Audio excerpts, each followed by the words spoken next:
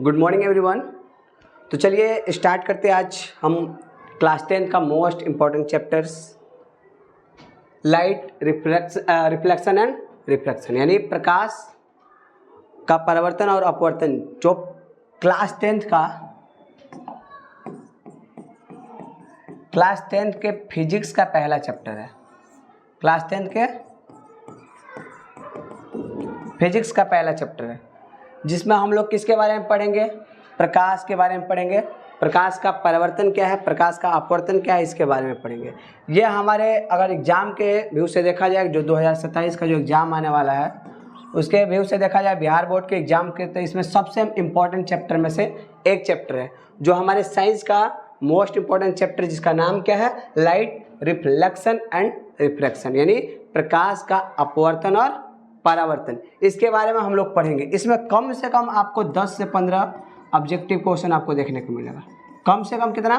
10 से 15 objective question देखने को मिल जाता है इससे। यानी सबसे इंपॉर्टेंट चैप्टर में से देख लिया जाए, साइंस का सबसे ज़्यादा इंपॉर्टेंट और सबसे ज़्यादा पूछे जाने वाले जो चैप्टर है उसका नाम है लाइट रिफ्लेक्शन एंड रिफ्रैक्शन यानी प्रकाश का अपवर्तन और परावर्तन। तो इसमें पढ़ेंगे हम लोग ये प्रकाश क्या है, प्रकाश का अपवर्तन क्या है, प्रकाश का परावर्तन क्या है। ठीक है, इसमें बहुत सारे चीज़ के बारे में हम लोग पढ़ेंगे और एक एक चीज़ को बारीकी से पढ़ेंगे, जहाँ तक कि आपका ऑब्जेक्टिव एक भी नहीं छूटे। आपका जो 2027 का एग्जाम आने वाला है ना, उसमें आपका इस चैप्टर से एक भी ऑब्जेक्टिव नहीं छूटना चाहिए। उसे हम लोग एक एक पॉइंट को हम लोग ध्यान से पढ़ेंगे। तो चलिए इस चैप्टर को हम लोग स्टार्ट करते हैं। ठीक है, इस चैप्टर का नाम से ही आपको पता होगा, सबसे पहला नाम है लाइट। यहाँ दिख रहा होगा लाइट, यानी लाइट यानी हम लोग सबसे पहले लाइट को डिस्क्राइब करेंगे कि लाइट क्या है। इस लाइट के बारे में पढ़ेंगे। फिर इस लाइट को पूरा पढ़ने के बाद हम लोग रिफ्लेक्शन के बारे में पढ़ेंगे, फिर रिफ्रैक्शन के बारे में पढ़ेंगे। आगे बहुत सारे मिरर, बहुत सारी चीज़ के बारे में हम लोग जानकारी लेंगे। ये बहुत लंबा चैप्टर है, इसे हम लोग पार्ट वाइज में पढ़ेंगे, जिसका हम लोग सबसे पहले शुरुआत कर रहे हैं। ठीक है, तो चलिए हम लोग देर ना करते हुए इस चैप्टर को शुरुआत करते हैं। सबसे पहला टॉपिक है लाइट। तो लाइट को हम लोग डिस्क्राइब पहले करते हैं कि लाइट होता क्या है।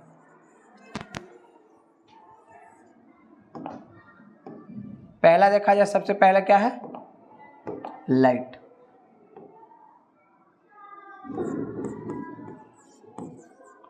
जिसे हिंदी में क्या बोलते हैं? प्रकाश बोलते हैं। अच्छा, ये प्रकाश क्या होता है?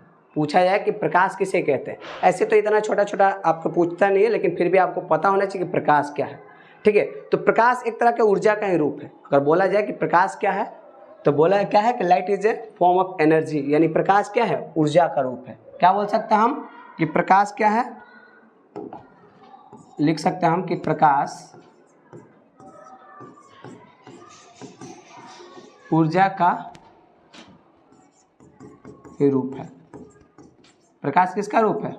प्रकाश एक ऊर्जा का ही रूप है जिसके माध्यम से हम किसी भी वस्तु को देख पाते हैं। यानी क्या कह सकते हैं, इसका डिफिनेशन अगर लिखना होगा तो प्रकाश ऊर्जा का ही एक रूप है जिसके माध्यम से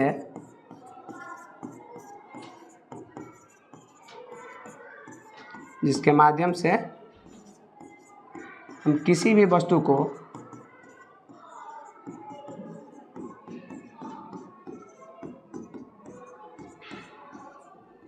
देख सकते हैं। अगर आपसे कोई डिफिनेशन पूछे कि प्रकाश किसे कहते हैं, तो क्या है डिफिनेशन बोलिएगा कि प्रकाश एक ऊर्जा का ही रूप है। क्या है? प्रकाश एक ऊर्जा का ही रूप है। यानी बोला जाए कि light is a form of energy. क्या है कि ऊर्जा का रूप है। यानी आप ध्यान दिए होंगे कि अगर बोला जाए कि ऊर्जा का रूप है, इसका मतलब कि हमें ऊर्जा कैसे पता चला कि ऊर्जा कैसे है। आपको पता होगा कि जब सूर्य से जब प्रकाश निकलता है, सूर्य का क्या होता है? जब प्रकाश निकलता है और कहाँ आता है? अर्थ पे पहुँचता है, तो हमें क्या होता है? देखे होंगे कि आपको कि गर्मी फील हुआ होगा। अभी भी मतलब गर्मी का मौसम है, तो क्या हो रहा है? प्रकाश आ रहा है। इसका मतलब कि प्रकाश क्या कर रहा है? हमें एनर्जी देता है। सुबह सुबह आपको पता होगा कि सनलाइट आता है, उससे विटामिन डी मिलता है, तो हमें क्या मिलता है? शरीर में एनर्जी मिलता है। अगर देखे होंगे पेड़ पौधे को अगर लाइट ना मिले तो पेड़ पौधे भी क्या हो जाएंगे? मुरझा जाएंगे। पेड़ पौधे भी क्या हो जाएंगे? पेड़ पौधे भी सही से अपना वृद्धि विकास नहीं कर पाएंगे। इसका मतलब कि बिना प्रकाश के हम लोग ऊर्जा प्राप्त नहीं कर सकते।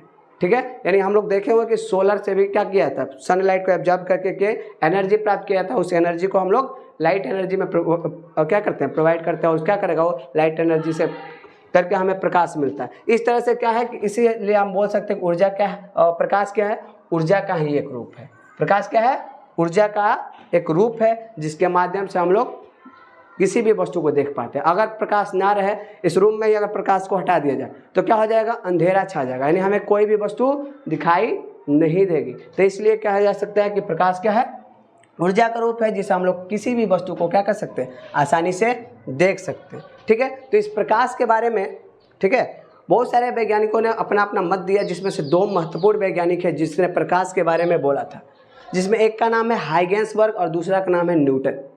हाइगेंसबर्ग क्या कहते हैं, प्रकाश क्या है, ड्यूअल नेचर का होता है। ड्यूअल नेचर का मतलब, कहने का मतलब कि दोहरी प्रवृत्ति का होता है। कहने का मतलब कि दो अपना अपना वैज्ञानिकों ने अपना अपना मत दिया, जिसमें से एक वैज्ञानिक का कहना था कि प्रकाश क्या है, प्रकाश कण के रूप में चलता है। क्या बोले कि प्रकाश जो ऐसे चलता है ना, गमन करता है ऐसे, तो किस फॉर्म में चलता है, कण के रूप में चलता है। किस फॉर्म में चलता है, कण के रूप में, यानी पार्टिकल के रूप में चलता है। और दूसरे वैज्ञानिक का कहना था कि प्रकाश जो चलता है ना, प्रकाश जो चलता है तरंग के रूप में चलता है। किसके रूप में चलता है, तरंग के रूप में चलता है। यानी दो अलग अलग वैज्ञानिकों का मानना था कि एक का मानना था कि प्रकाश कण के फॉर्म में चलता है और दूसरा का मानना था कि प्रकाश किस रूप में चलता है, प्रकाश तरंग के रूप में चलता है। तो कई बार एग्जाम में पूछा जा सकता है कि किसने कहा था कि प्रकाश कण के रूप में चलता है और किसने कहा था कि प्रकाश तरंग के रूप में चलता है। ठीक है, तो चलते हैं हम लोग, पता करेंगे, देखते हैं ध्यान से कि हम लोग तरंग के रूप में कौन बोला था और कण के रूप में किसने कहा था। तो जो प्रकाश का जो सिद्धांत दिया था ना, प्रकाश के सिद्धांत जो दिया था वो तरंग सिद्धांत, वो हाइगेंसबर्ग ने दिया था। कौन दिया था, हाइगेंसबर्ग। चलिए, तो प्रकाश समझ में आया होगा। आगे चलते हैं हम लोग। प्रकाश के बाद किसने कहा था कि प्रकाश तरंग के रूप में चलता था, तो हाइगेंसबर्ग ने कहा था। किसने, हाइगेंसबर्ग। तो हम लोग जानते हैं, आगे देखते हैं कि प्रकाश का तरंग सिद्धांत क्या है।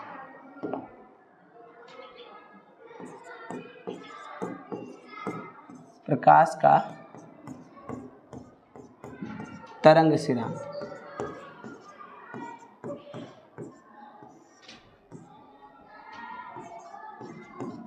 वेव थ्योरी ऑफ लाइट क्या है, अभी हम लोग जानेंगे प्रकाश का तरंग सिद्धांत क्या है। ठीक है, प्रकाश का तरंग सिद्धांत क्या है, प्रकाश का तरंग सिद्धांत किसने दिया था, तो प्रकाश का तरंग सिद्धांत जर्मनी के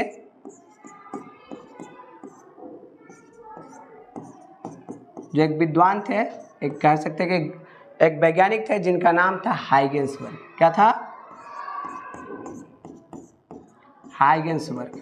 क्या नाम था, हाइगेंसबर्ग। याद रखना है, इन्होंने 1678 ईस्वी में 1678 ईस्वी में प्रकाश के सिद्धांत दिया था, जिसका नाम क्या है, प्रकाश का तरंग सिद्धांत। उन्होंने कहा था कि प्रकाश कैसे चलता है, प्रकाश एक तरंग के रूप में चलता है। यानी प्रकाश किस रूप से चलता है, तरंग के रूप में चलता है। यानी कि उनका कहना था कि प्रकाश, देखिए कैसे कहना था ये, कि जो एक बीम हो गया इसमें, देखिए प्रकाश इस तरह से,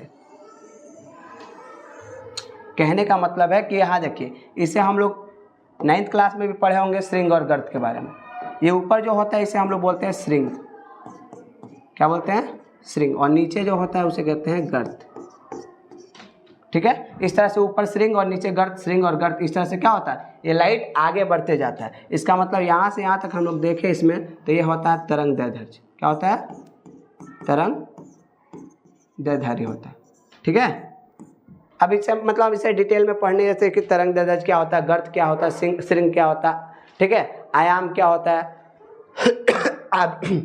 आवृत्ति क्या होता है, इसके बारे में हम लोग 9th क्लास में पढ़ चुके हैं। तो इसके बारे में ज़्यादा डिटेल में हम लोग नहीं पढ़ेंगे। हम लोग को ये सिर्फ पता करना है कि हमें ये बात याद होना चाहिए कि हमें कि ये तरंग सिद्धांत किसने दिया था। तो याद रखना है कि हाइगेंसबर्ग ने दिया था। किसने दिया था, हाइगेंस। उनका कहना था कि प्रकाश कैसे चलता है, प्रकाश तरंग के माध्यम से चलता है, तरंग के रूप में चलता है। तो ये बात याद रखना कि हाइगेंसबर्ग ने प्रकाश का तरंग सिद्धांत कब दिया था, तो 1678 ईस्वी में दिया था। ये बात याद रखना, ऑब्जेक्टिव क्वेश्चन में पूछ लिया जाता है कि प्रकाश का तरंग सिद्धांत किसने दिया था। तो प्रकाश का तरंग सिद्धांत हाइगेंसबर्ग ने दिया था, जो कहाँ के रहने वाले थे, जो जर्मन वैज्ञानिक थे, जो जर्मनी के रहने वाले थे। कब दिया था, तो 1678 ईस्वी में। उन्होंने क्या कहा था, उन्होंने कहा था कि प्रकाश, जो प्रकाश है, जो लाइट है, वो किस रूप में चलती है, तो वो बोल दिया जाए कि तरंग के रूप में चलती है। किस रूप में चलती है, तरंग के रूप में चलती है। इसलिए हम लोग कह सकते हैं कि प्रकाश का तरंग सिद्धांत किसने दिया, हाइगेंसबर्ग ने दिया। और प्रकाश का उनका मानना था कि प्रकाश तरंग के रूप में चलता है। तो दूसरे वैज्ञानिकों ने क्या क्या कहना था, दूसरा वैज्ञानिक कौन थे जिन्होंने कहा प्रकाश कण के रूप में चलता है, तो उनके बारे में जानते हैं। ठीक है, यहाँ तो उम्मीद है समझ में आया होगा। आगे चलते हम लोग। इसके बाद दूसरे वैज्ञानिक जो न्यूटन है, न्यूटन का कहना था कि प्रकाश कण के रूप में चलता था। किस रूप में, न्यूटन का कहना था कि प्रकाश एक कण के रूप में चलता है। और दोनों बाद में चल के दोनों में क्या थे, बहुत सारे कन्फ्यूजन थी, लेकिन बाद में चल के कौन, न्यूटन, जिनका पूरा नाम क्या है, सर आइजक न्यूटन, जिन्हें फिजिक्स के फादर भी बोलते हैं, यानी फिजिक्स के पिता किसको बोलते हैं, न्यूटन को बोलते हैं। तो न्यूटन का कहना है कि प्रकाश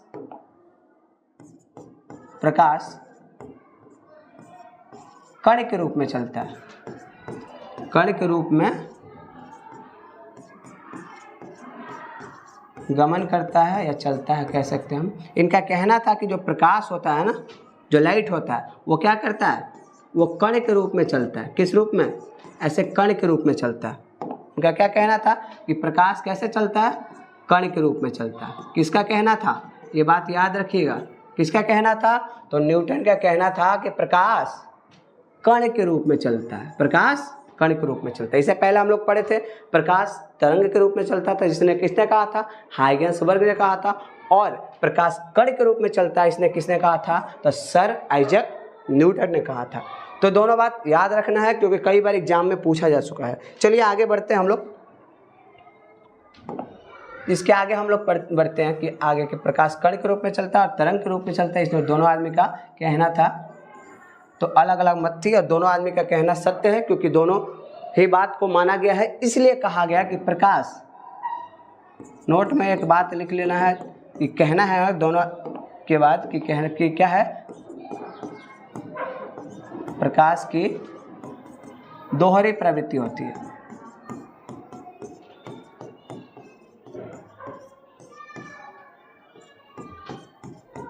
प्रकाश की दोहरी प्रवृत्ति होती है। कहने का मतलब कि दोहरी प्रकृति, कहने का मतलब इसे इंग्लिश में बोल सकते हैं dual nature. Dual nature, dual nature क्यों है, क्योंकि प्रकाश कण के रूप में भी चलता है और प्रकाश तरंग के रूप में भी चलता है। इसका मतलब यह है कि प्रकाश दोनों तरह से चलता है, कण के रूप में भी और तरंग के रूप में भी। इसलिए हम लोग क्या कह सकते हैं, प्रकाश की कैसी प्रवृत्ति है, प्रकाश की दोहरी प्रवृत्ति, यानी ड्यूअल नेचर का होता है। पूछ लिया है कि प्रकाश कैसा होता है, तो प्रकाश ड्यूअल नेचर का होता है। यहाँ तक उम्मीद है समझ में आया होगा। तो चलते हैं आगे। एक एक बात नोट करके रखना है, एक एक बात को ध्यान से पढ़ना है, क्योंकि एक भी जो भी लाइन बोला जा रहा है ना, हर लाइन से आपका ऑब्जेक्टिव क्वेश्चन बनता है। तो चलिए आगे बढ़ते हैं हम।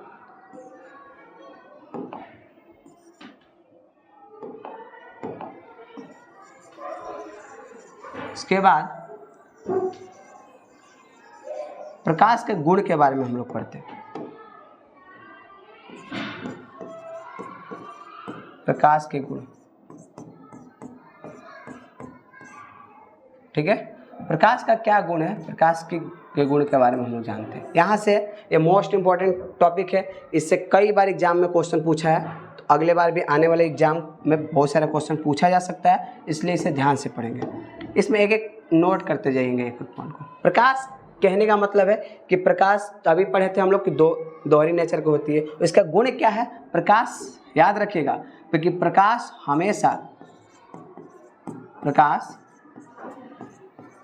हमेशा सरल रेखा में गमन करता है।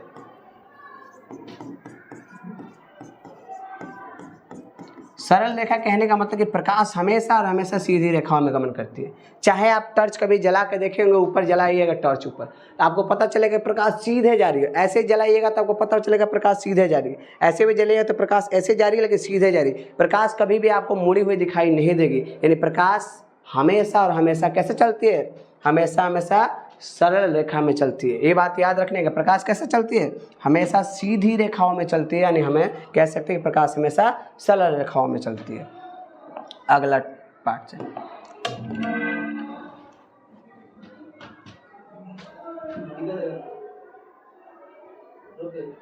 नहीं वो एथी आ रहा था ना, क्या बोलते हैं ऑन कैम एथी। आगे चलिए, दूसरा जानते हैं हम, ध्यान रखिए। यानी प्रकाश हमेशा सरल यानी सीधी रेखाओं में चलती है। ये बात हमेशा हमेशा याद रखना है, ठीक है। प्रकाश, अगला क्वेश्चन पूछता है प्रकाश कैसा तरंग है? तो प्रकाश एक अनुप्रस्थ तरंग है। कैसा? प्रकाश एक अनुप्रस्थ तरंग है। यानी कहने का मतलब कि प्रकाश कैसा तरंग है, ये बात याद रखने का। प्रकाश हमेशा याद रखिएगा, प्रकाश सरल रेखाओं में चलती है। प्रकाश कैसा तरंग है? प्रकाश एक अनुप्रस्थ तरंग है। तीसरा इसका नोट करिएगा बात को। तीसरा कहने का मतलब यह है कि प्रकाश को चलने के लिए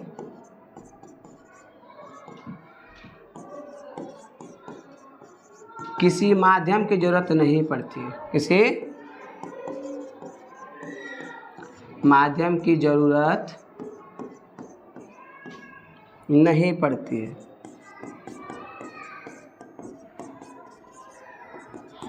ये बात हमेशा याद रखिएगा। कई बार एग्जाम में पूछा है कि प्रकाश को चलने के लिए किसी माध्यम की जरूरत नहीं पड़ती है, क्योंकि प्रकाश कौन सा तरंग है? प्रकाश एक अनुप्रस्थ तरंग है और प्रकाश को चलने के लिए किसी मीडियम की जरूरत नहीं पड़ती। मीडियम का मतलब क्या हो सकता है? मीडियम में आपका सॉलिड, लिक्विड, गैस, ये सब हो सकता है। तो यानी प्रकाश के अगर कुछ भी ना रहे तो भी प्रकाश क्या हो सकती है? गमन कर सकती है। इसका मतलब कि प्रकाश को चलने के लिए किसी मीडियम की जरूरत नहीं पड़ती है। यानी प्रकाश सबसे ज़्यादा अगर देखा जाए तो प्रकाश सबसे ज़्यादा चलती है तो निर्वात में। यानी प्रकाश की गति सबसे तेज अगर बोला जाए कि प्रकाश की गति बताइए सबसे ज़्यादा तेज कहाँ है, तो प्रकाश सबसे तेज अगर बोला जाए निर्वात में गमन करती है। निर्वात मतलब समझते हैं ना, यानी खाली जगह, निर्वात में गमन करती है। यानी प्रकाश क्या है? प्रकाश को चलने के लिए किसी माध्यम की जरूरत नहीं पड़ता है। प्रकाश निर्वात में सबसे ज़्यादा क्या होता है? निर्वात में सबसे ज़्यादा गमन करता है। यानी खाली स्थान रहेगा तो प्रकाश बहुत तेज चलेगा। यानी प्रकाश को चलने के लिए किसी माध्यम की जरूरत नहीं पड़ती है। तो यहाँ 3-4 चीज़ पढ़े अभी। प्रकाश हमेशा कैसे चलती है? प्रकाश हमेशा सरल रेखा में चलती है। सरल कहने का मतलब कि सीधी हमेशा चलेगी। प्रकाश कैसा तरंग है? तो प्रकाश एक अनुप्रस्थ तरंग है। प्रकाश को चलने के लिए किसी मीडियम की जरूरत पड़ती है तो नहीं। प्रकाश को चलने के लिए किसी मीडियम की जरूरत नहीं पड़ती है। प्रकाश सबसे ज़्यादा कहाँ चल सकता है? तो प्रकाश सबसे ज़्यादा कहाँ चलता है? निर्वात में। तो जानते हैं आगे कि कब निर्वात में प्रकाश की चाल क्या होती है, जल में प्रकाश की चाल क्या होती है और कांच में प्रकाश की चाल क्या होती है। ये चाल अलग अलग मीडियम में अलग अलग होती है, लेकिन निर्वात में सबसे अधिक होती है। ये बात याद रखिए कि निर्वात में प्रकाश की चाल क्या होती है? सबसे अधिक होती है। तो आगे जानते हैं कि तीनों माध्यम में प्रकाश की चाल सबसे अधिक कहाँ होती है और कितनी होती है। यहाँ तक उम्मीद है कि समझ में आया होगा। तो आगे बढ़ते हैं। तो प्रकाश के गुण अभी हम लोग देखें कि प्रकाश का चाल सबसे ज़्यादा कहाँ होता है? निर्वात में। तो जानते हैं हम लोग कि निर्वात में प्रकाश की चाल क्या होती है, तो समझिए।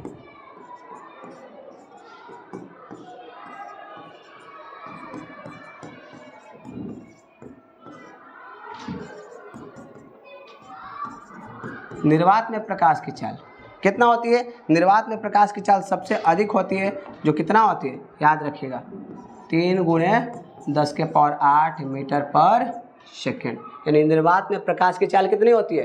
3 × 10⁸ मीटर पर सेकेंड। ये सबसे ज़्यादा बार पूछे जाने वाला सवाल है इस चैप्टर से। दूसरा देखें, अगर जल में पूछा जाए कि जल में प्रकाश की चाल क्या है, तो जल में प्रकाश की चाल 2.25 × 10⁸ मीटर पर सेकेंड। कहने का मतलब कि 2.25 × 10⁸ मीटर पर सेकेंड। और कांच में प्रकाश की चाल कितनी होती है? अगला है कांच में प्रकाश की चाल 2.0 गुणे 10 के पावर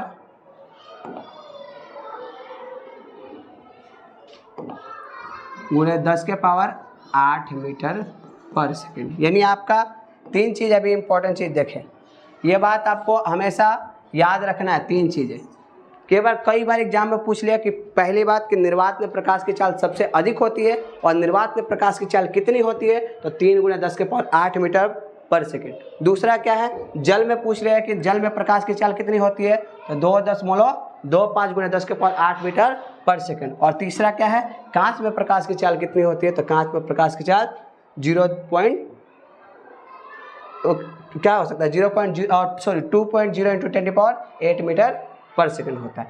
तो हम लोग आगे बढ़ते हैं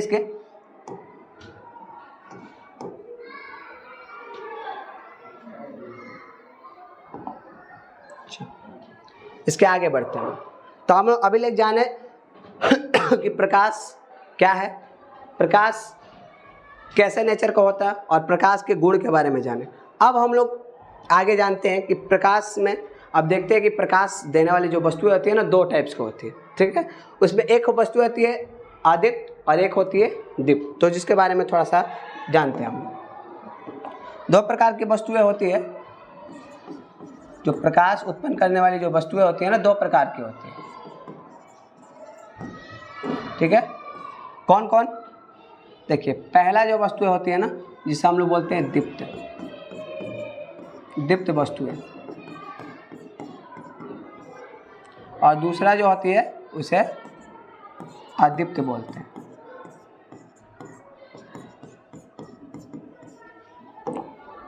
जिसे इंग्लिश में बोले लुमिनियस ऑब्जेक्ट, और दूसरा आता है नॉन लुमिनियस ऑब्जेक्ट।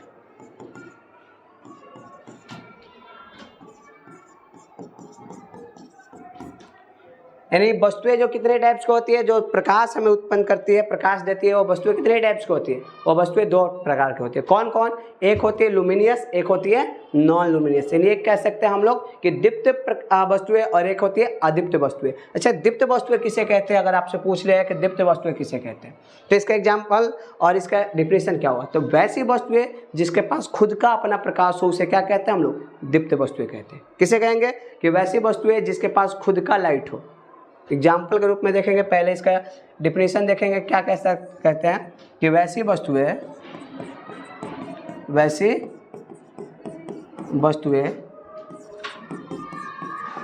जिसके पास खुद का प्रकाश होता है। क्या डिफिनेशन होगा, कि वैसी वस्तुएं जिसके पास खुद का प्रकाश हो, उसे क्या कह सकते हैं, उसे हम लोग दीप्त वस्तुएं कहते हैं, यानी लुमिनियस ऑब्जेक्ट कहते हैं। एग्जाम्पल में पूछा जाए आपसे, तो एग्जाम्पल में याद रखिएगा, एग्जाम्पल के तौर पर देखा जाए तो क्या हो सकता है, सूर्य, क्या होगा, सूर्य, तारा, जो जुगनू आते हैं, जुगनू, यानी आप कह सकते हैं एडीसी। एग्जाम्पल में और सारा लिया जा सकता है जिसके पास खुद का लाइट हो। यानी हम लोग जितना, सूर्य भी एक तरह से तारा है, तो याद रखना कि सूर्य के पास खुद का लाइट होता है। तो जिसके पास खुद का लाइट हो उसे कौन से वस्तु बोलेंगे, उसे हम लोग बोलेंगे दीप्त वस्तुएं। यानी इसका क्या डिफिनेशन है, कि वैसी वस्तुएं जिसके पास खुद का लाइट हो। यानी हम लोग के पास खुद का लाइट है नहीं, है ना, तो जिसके पास खुद का लाइट ना हो उसे क्या कहेंगे, तो वैसी वस्तुएं जिसके पास खुद का लाइट ना हो उसे क्या कहते हैं, उसे हम लोग क्या बोलेंगे, कि वैसी वस्तुएं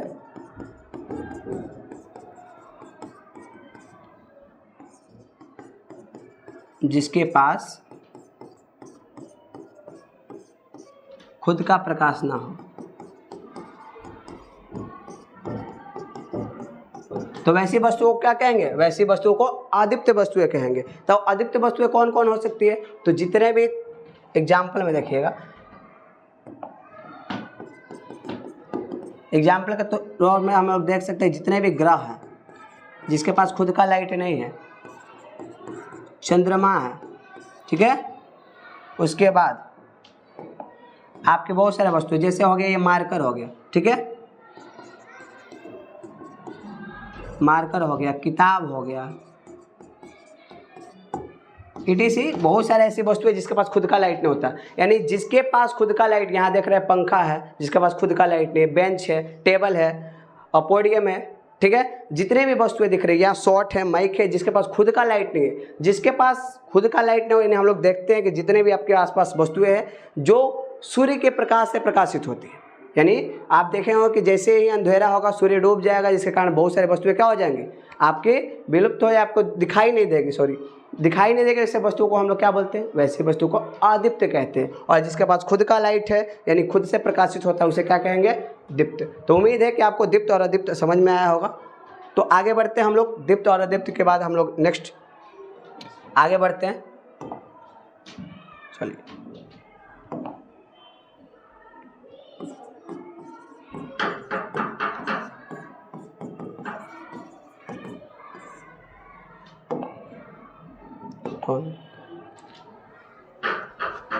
तो दीप्त और अदीप्त हमको समझ में आया होगा। दीप्त किसे कहेंगे, वैसी वस्तु जिसके पास खुद का लाइट हो उसे दीप्त, और जिसके पास खुद का लाइट ना उसे अदीप्त कहते हैं। तो आगे हम लोग बढ़ते हैं कि किरण किसे कहते हैं। इसके बाद नेक्स्ट टॉपिक है किरण।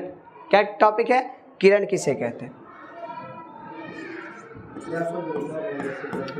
किरण किसे कहते हैं।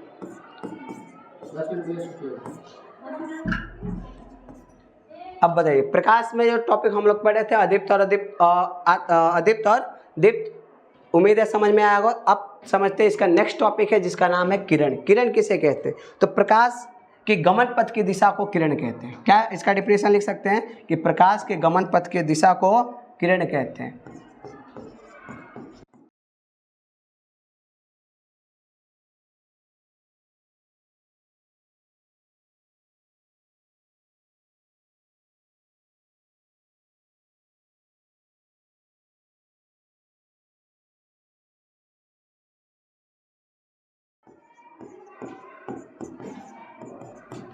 क्या डिफिनेशन होगा कि प्रकाश के गमन पथ की दिशा को किरण कहते हैं, यानी प्रकाश जिस रास्ते से गुजरती है उस रास्ते को हम लोग क्या बोलते हैं, किरण। जैसे मानिए कि सन है, ठीक है, और सन से क्या हुआ, सन से लाइट निकल रही है, प्रकाश निकल रहा है, ठीक है, और प्रकाश कहाँ तक पहुँच रही है, अर्थ यानी पृथ्वी तक पहुँच रही है। कहाँ पहुँच रही है, पृथ्वी पर पहुँच रही है। तो यहाँ से यहाँ तक तो लाइट आ रही होगी ना, ऐसे ये लाइट आ रही है ना ऐसे, यानी ये जो लाइट है एक इसका क्या है, सोर्स है।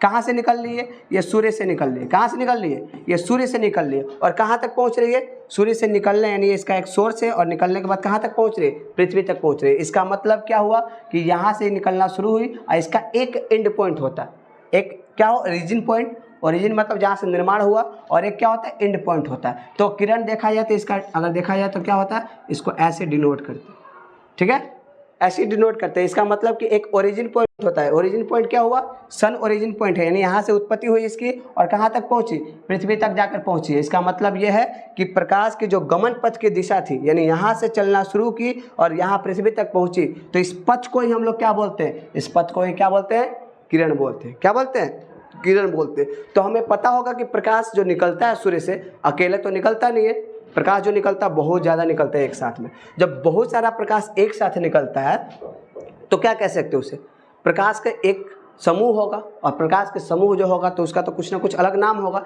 तो आगे चलते प्रकाश का समूह जो होता है उसे क्या कहते हैं। तो अगला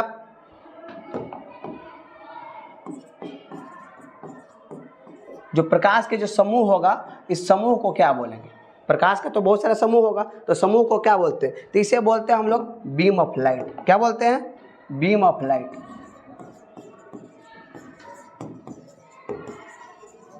क्या बोलते हैं, बीम ऑफ लाइट, जिसे क्या बोलते हैं, प्रकाश पुंज बोलते हैं। क्या बोलते हैं, प्रकाश पुंज बोलते हैं। अच्छा बताइए, प्रकाश पुंज किसे बोला जाएगा, कि हम लोग अभी देखें कि किरण एक आ रही थी, एक आ रही थी, तो ये अकेले आ रही थी, तो इसे हम लोग क्या बोले, इसे तो हम लोग किरण बोले, ठीक है।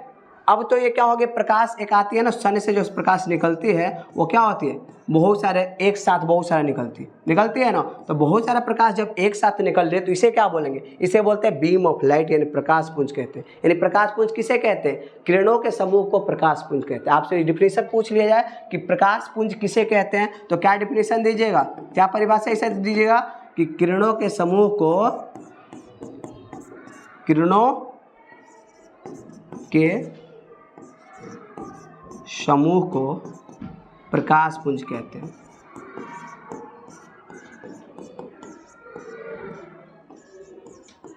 क्या कहते हैं?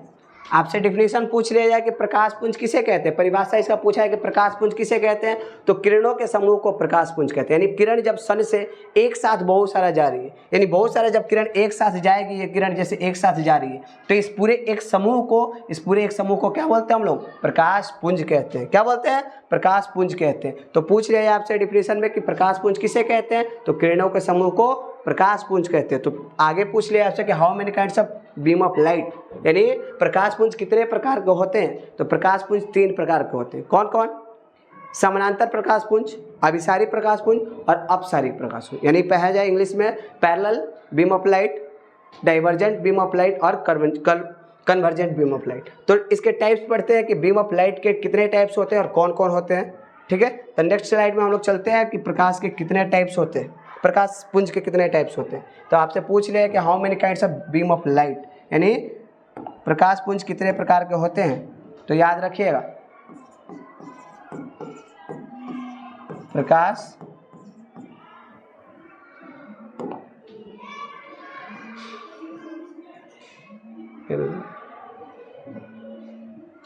उधर फोन आ रहा है किसी का।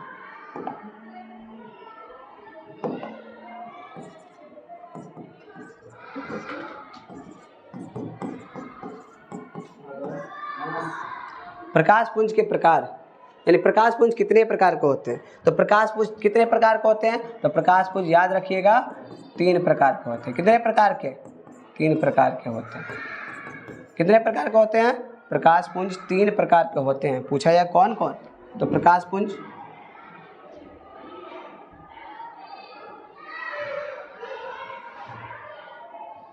तीन प्रकार के होते हैं। कौन कौन? पहला है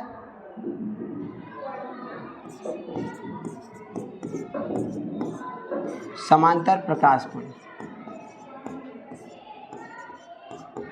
कौन सा? समांतर प्रकाश पुंज, जिसे इंग्लिश में बोल सकते हैं हम लोग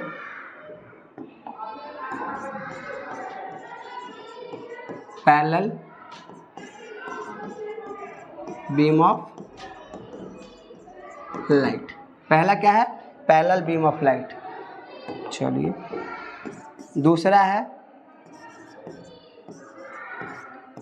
अभिसारी प्रकाश पुंज, जिसे हम लोग क्या बोल सकते हैं?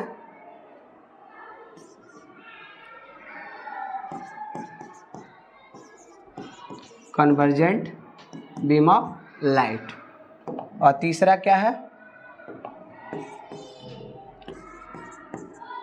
अपसारी प्रकाश पुंज।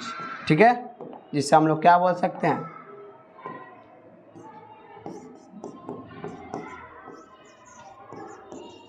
Divergent beam of light.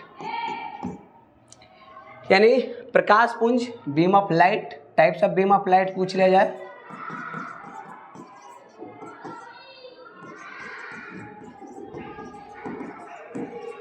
चलिए हमारा जो टॉपिक है जिसका नाम क्या है? प्रकाश पुंज के प्रकार, types of beam of light. यानी प्रकाश पुंज कितने टाइप्स के होते हैं, तो प्रकाश पुंज मेनली कितने टाइप्स के होते हैं? 3 टाइप्स के। कौन कौन? तो ध्यान रखिएगा, पहला समांतर प्रकाश पुंज यानी समानांतर प्रकाश पुंज कह सकते हैं इसे। दूसरा अभिसारी प्रकाश पुंज, जिसे हम लोग कन्वर्जेंट बीम ऑफ लाइट बोलते हैं। और तीसरा क्या है?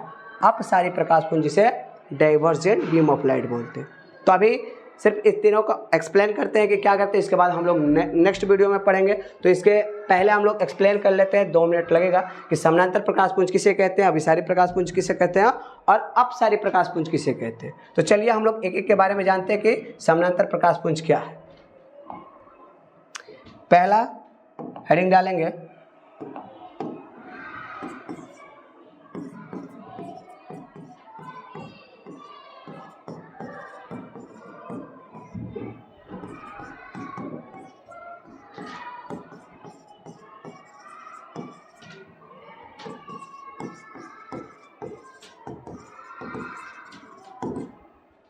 पहला का क्या नाम है? समांतर प्रकाश पुंज।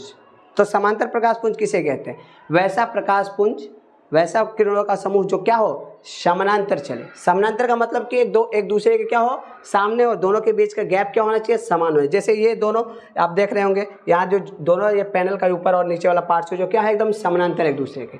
ये इधर साइड में देखा है तो दोनों एक दूसरे के क्या है, समानांतर। तो कहने का मतलब कि वैसे किरणों का वैसा समूह, क्या कह सकते हैं इसका परिभाषा अगर बोला जाए तो क्या परिभाषा दीजिएगा कि किरणों का ऐसा समूह, क्या लिखेंगे इसे, किरणों का ऐसा समूह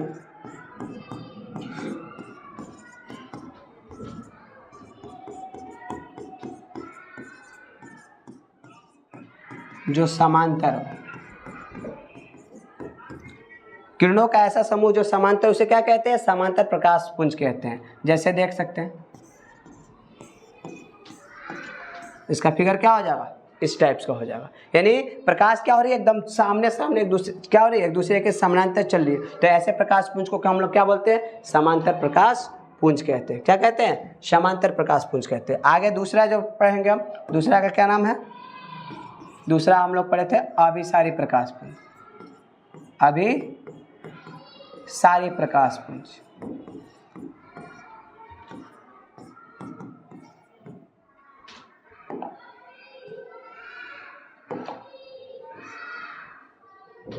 जिसे इंग्लिश में क्या बोलते हैं हम लोग,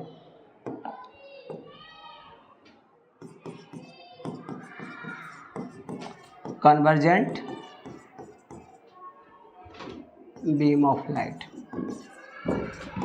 क्या बोलते हैं, कन्वर्जेंट बीम ऑफ लाइट। किसे कहते हैं, अभिसारी। अभिसारी का मतलब होता है ना कि सारे प्रकाश पुंज एक जगह आकर इकट्ठा हो जाए। अभिसारी कहने का मतलब कि सारे प्रकाश पुंज एक जगह क्या हो जाए, इकट्ठा हो जाए। यानी क्या कह सकते हैं, किरणों का ऐसा समूह जो किसी एक बिंदु पर मिले उसे क्या कहेंगे, अभिसारी प्रकाश पुंज कहते हैं। यानी क्या कह सकते हैं, इसकी परिभाषा क्या लिख सकते हैं, परिभाषा में लिख सकते हैं कि किरणों का ऐसा समूह, किरणों का ऐसा समूह, किरणों का ऐसा समूह जो सभी एक बिंदु पर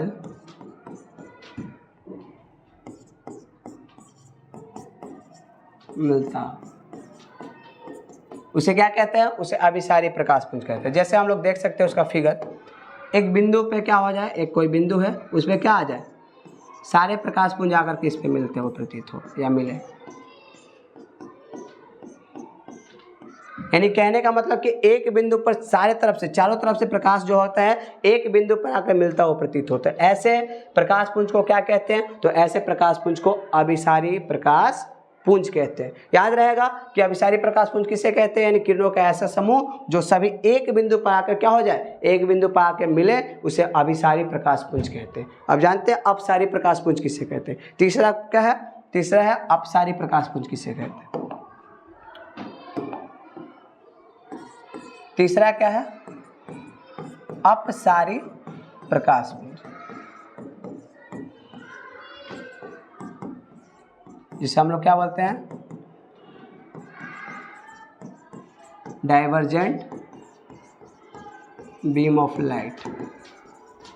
क्या बोलते हैं, डाइवर्जेंट बीम ऑफ लाइट, यानी अपसारी प्रकाश पुंज। इसका परिभाषा क्या होगा, इसका परिभाषा आसान वैसे ही है जैसे वैसा प्रकाश पुंज, यानी प्रकाश किरणों का ऐसा समूह जो क्या करे, एक बिंदु से चारों तरफ फैले, यानी वैसा प्रकाश पुंज, वैसा प्रकाश पुंज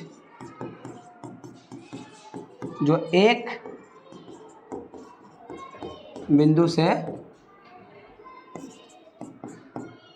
चारों ओर फैल,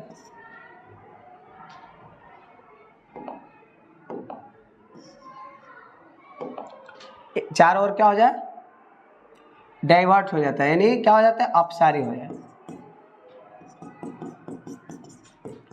कहने का मतलब कि किरणों का ऐसा समूह, ऐसे ही बोल सकते हैं, किरणों का ऐसा समूह जो एक बिंदु से क्या हो जाए, अदर मतलब चारों तरफ फैल जाते हैं, ऐसे प्रकाश पुंज को क्या कह सकते हैं, अपसारी प्रकाश पुंज कहते हैं। यानी इसका अगर फिगर देखा जाए तो एक बिंदु समझिए, एक बिंदु यहाँ से प्रकाश पुंज क्या हो जाए, चारों दिशाओं में क्या हो जाए, फैल जाए, तो ऐसे प्रकाश पुंज को क्या कहते हैं, तो ऐसे प्रकाश पुंज को हम लोग अपसारी प्रकाश पुंज कहते हैं।